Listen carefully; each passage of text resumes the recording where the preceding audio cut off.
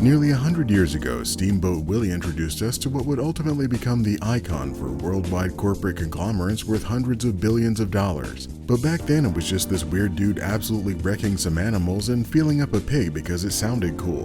However, the reason I can show you this is because the 95-year-old copyright has recently expired, and with that, the world has raced to try to use this specific iteration of one of the most recognizable characters to elevate their media without a team of lawyers ripping their entrails out and hanging them from the trees.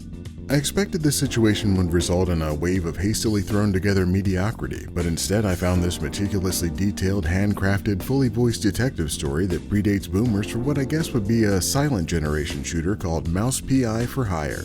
In this classic noir story, you'll take on the role of Jack Pepper, a private investigator who, in typical detective fashion, gets wrapped up in a tangled web of mystery, murder, conspiracy, and a copious amount of cheese-related puns. But it doesn't take long in your effort to find out what happened to a magician that vanished for real to go from picking up clues to absolutely obliterating a swarm of heavily armed mice trying to gun you down. This is the beginning of your adventure in collecting a small shitload of weapons to tear through a grayscale cartoon universe, blasting a variety of violent mice as they emerge from their designated bad guy doors.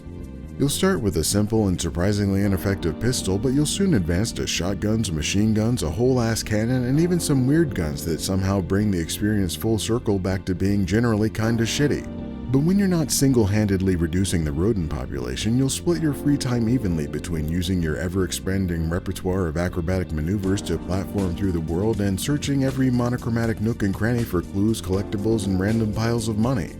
And many of those levels will culminate in a unique boss fight that will take the standard procedure of shooting something with a health bar and evolve it into shooting something with a health bar, while a brand new array of random shit makes that harder to do.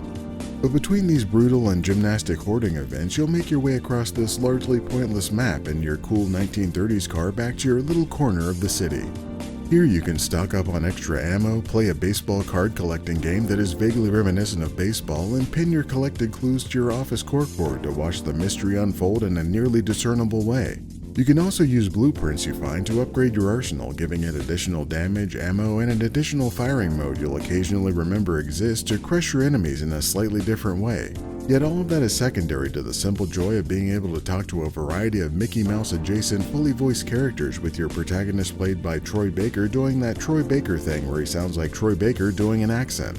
But when you've carved out a bit more of the story and loaded up on new side quests, you can head back to your little car to drive it to the next theme level to blow it to hell in the name of figuring out what happened to some random people. Mouse P.I. for Hire, the quiet subtlety of solving a mystery by killing every single person, place, or thing that gets in your way.